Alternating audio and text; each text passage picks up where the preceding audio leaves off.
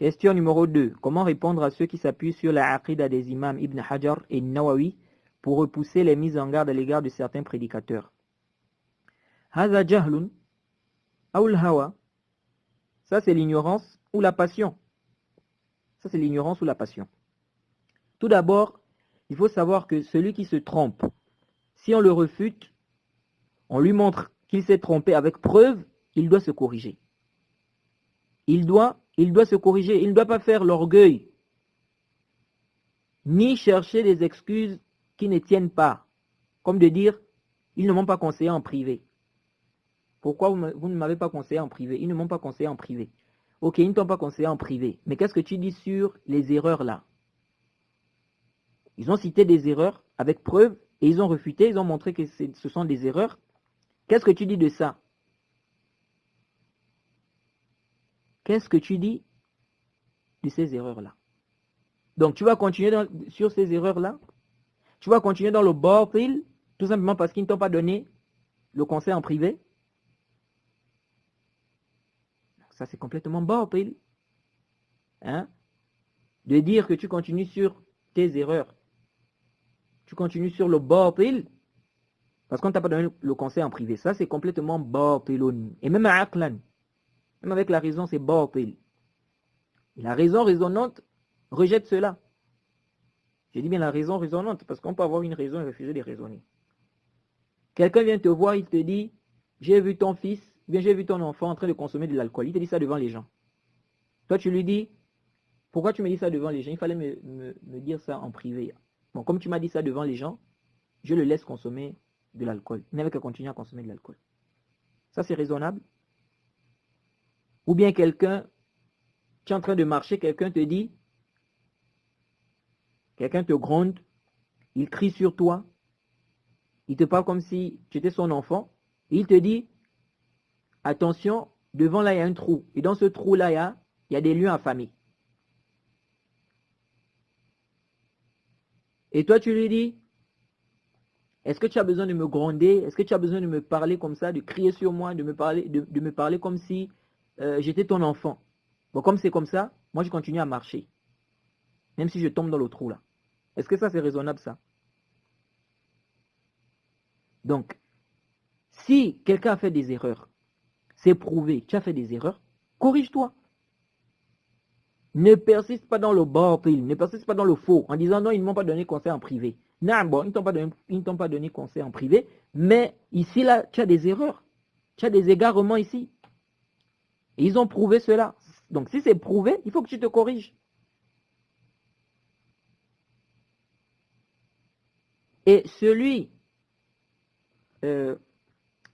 à qui on fait une mise en garde, c'est aussi un bien pour lui. C'est aussi un bien pour lui. Comment ça? Prenons le cas d'un innovateur. Un innovateur, supposons, on va dire, il a 2000 personnes qui l'écoutent. 2000 personnes. C'est juste un exemple. Hein. Sinon, vous allez voir plein d'innovateurs, ils ont plus de 2000 personnes qui les écoutent. D'autres sont dans les 20 000, les 30 000, les 15 000 personnes. Alors, voilà un innovateur, 2000 personnes l'écoutent. On a fait une mise en garde contre lui, avec preuve. Dans les 2000 là, il y a 1000 personnes qui ont compris. C'est-à-dire, ils ont écouté, bien, on va dire, les 1000 personnes ont écouté la mise en garde. Donc, elles ont écouté la mise en garde et elles ont vu que cette personne est égarée. On dit, ah, on a compris que vraiment c'est un égaré. Donc, depuis là, il nous est égaré. On le délaisse. 1000 personnes l'ont délaissé. Donc, il reste 1000 personnes qui l'écoutent. Cette mise en garde-là est un bien pour lui. Comment ça? Parce que plus il égare les gens, plus il prend les péchés. Donc là, il était en train d'égarer 2000 personnes. Cette mise en garde, grâce à cette mise en garde, qu'est-ce qui s'est passé? Il y a 1000 personnes qui l'ont délaissé. Il y a 1000 personnes qui l'ont délaissé. Donc, ici, il égare maintenant 1000 personnes. Donc, il égare moins de personnes maintenant. Donc, c'est un bien pour lui. Parce que plus il égare les gens, plus il prend les péchés.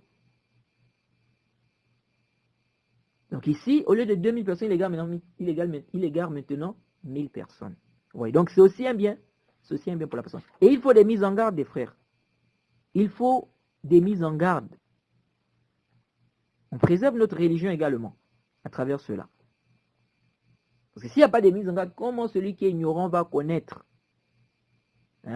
le haq du batil? Parce que celui qui ne connaît pas ou qui est ignorant, il y a des erreurs qu'il ne peut pas détecter. C'est pourquoi on dit de ne pas écouter n'importe qui.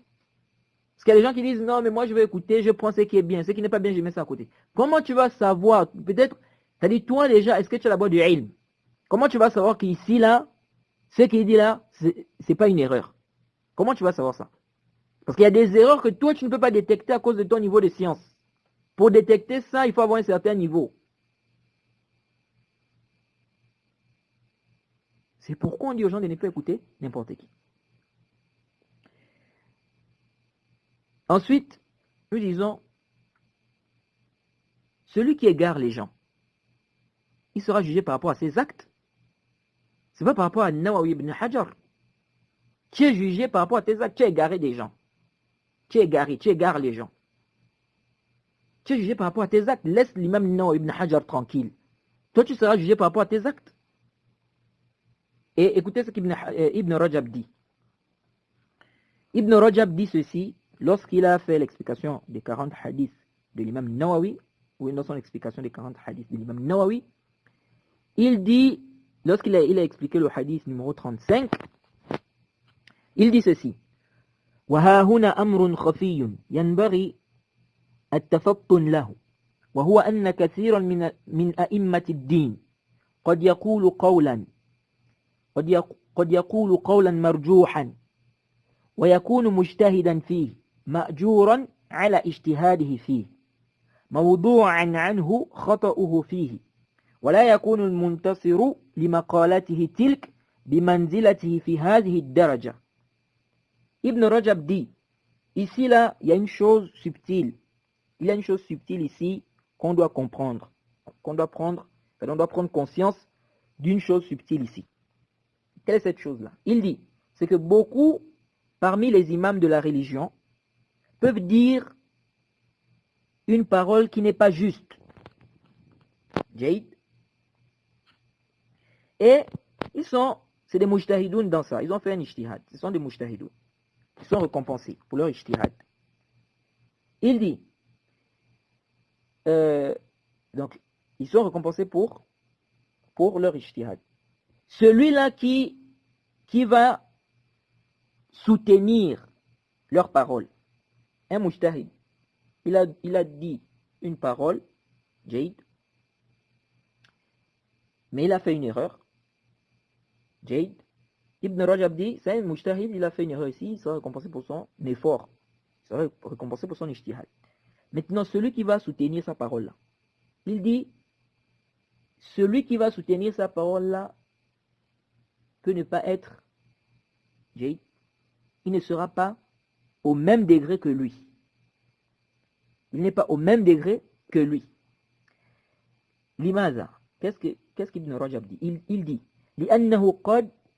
لأنه قد لا ينتصر لهذا القول إلا لكون متبوعه قد قاله بحيث أنه لو قاله غيره من أئمة الدين لما قبله ولا انتصر له ولا والى من وافقه ولا عاد من خالفه. Il dit, car celui-là, donc, qui va soutenir sa parole, qui va secourir ce qu'il a dit, qui va soutenir sa parole, il dit, il se peut qu'il soutienne cette position ou cette parole-là juste parce que cette parole a été dite par celui qu'il suit. à tel point ou bien de telle sorte que si quelqu'un d'autre avait eu à dire cette parole-là, il ne devait pas soutenir ça. Il ne devait pas soutenir ça. Il ne devait pas accepter. Il ne devait pas accepter, il ne devait pas soutenir ça. Il ne devait pas se comporter en fait ici. Si c'était quelqu'un d'autre qui avait eu à dire cette parole, il ne devait pas se comporter comme il se comporte, n'est-ce pas, lorsque c'est celui qui suit qui dit cette parole, ou qui dit la parole en question.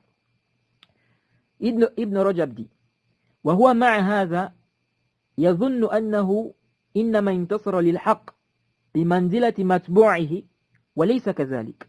Il dit, et avec ça, il pense qu'il est en train de soutenir la vérité au même degré que celui qui suit, ou bien comme celui qui suit. Il dit, pourtant ce n'est pas le cas. Il dit, or ce n'est pas le cas. فإن متبوعه إنما كان قصده الانتصار للحق.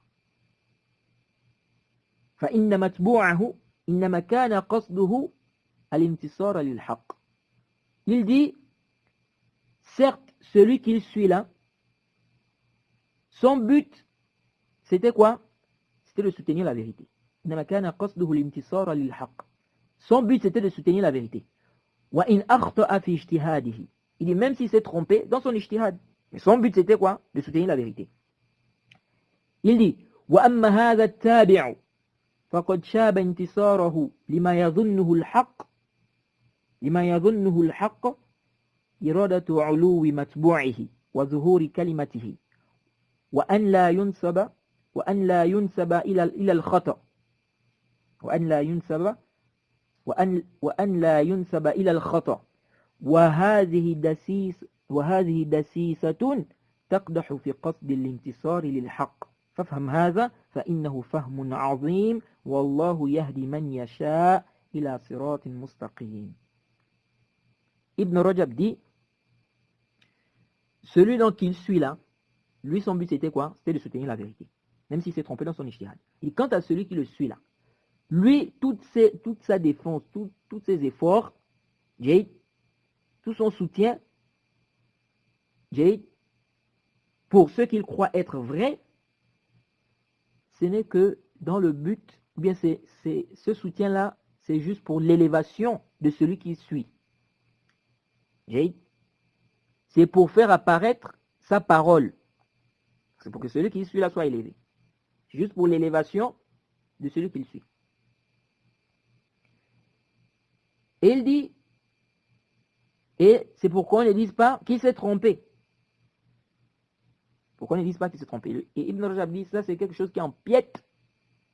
Ça empiète l'intention qui est de soutenir la vérité. Ça empiète sur l'intention qui est de soutenir la vérité. Il dit, il faut comprendre ça. Hein? C'est une grande compréhension ici.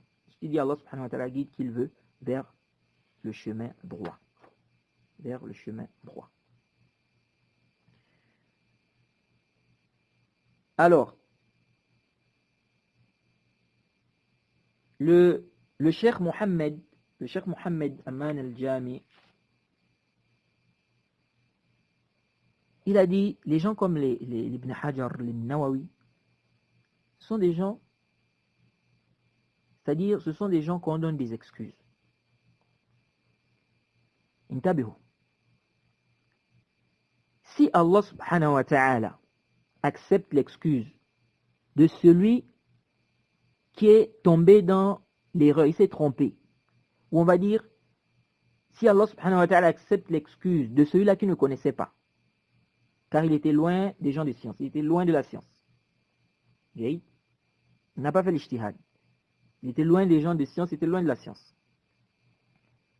Il s'est trompé, par exemple dans des asma wa sifat. Si Allah accepte l'excuse de celui-là,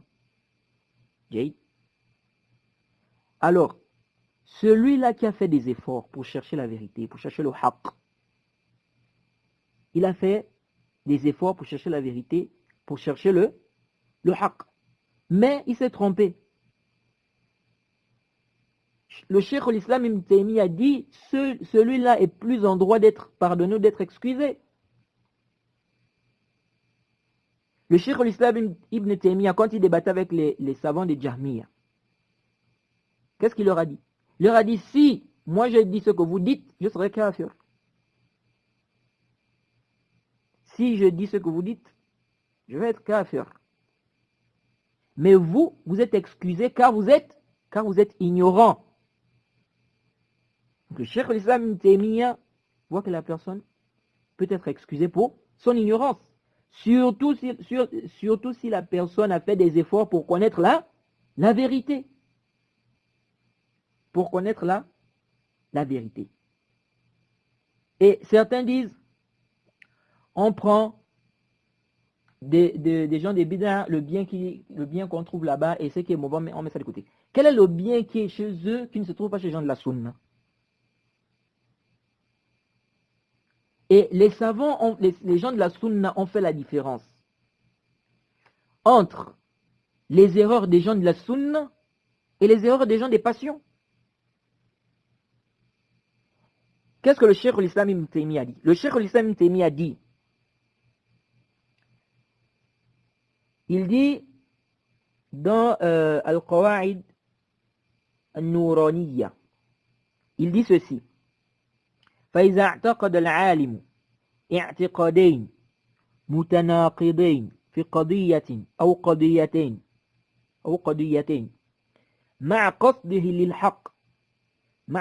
للحق واتباعه لما أمر باتباعه من الكتاب والحكمة عذر بما لم يعلمه وهو الخطأ المرفوع عنا وهو الخطأ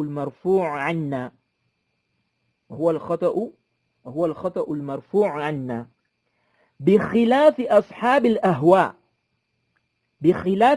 الأهواء فإنهم إن يتبعون إلا الظن وما تهوى الأنفس. Le Cheikh al-Islam Ibn Taymiyyah dit, si un savant a deux croyances contraires sur une question, ou deux, mais son intention c'est le haqq, lui son intention c'est la vérité, il cherche la vérité, et il fait ce qu'on lui a ordonné de suivre dans le kitab wa sunna.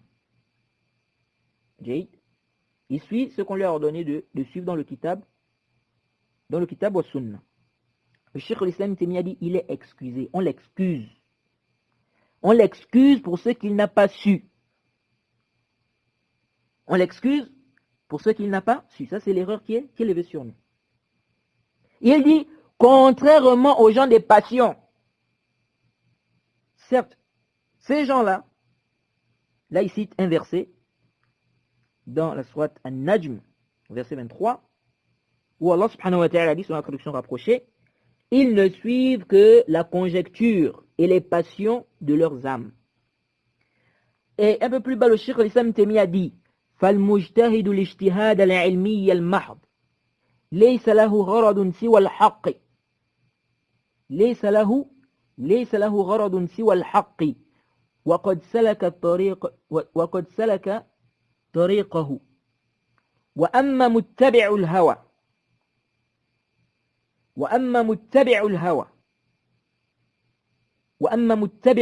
المحض فهو من يعلم الحق ويعاند عنه. Le Cheikh al-Islam Taymiyyah dit, le mujtahid qui a fait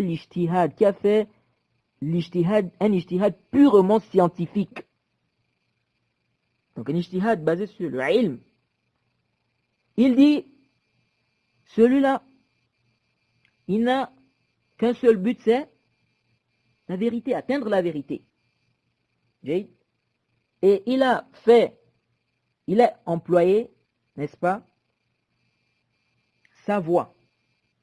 Il a utilisé sa voix, il a employé sa voix. Donc il a fait ce qui est demandé.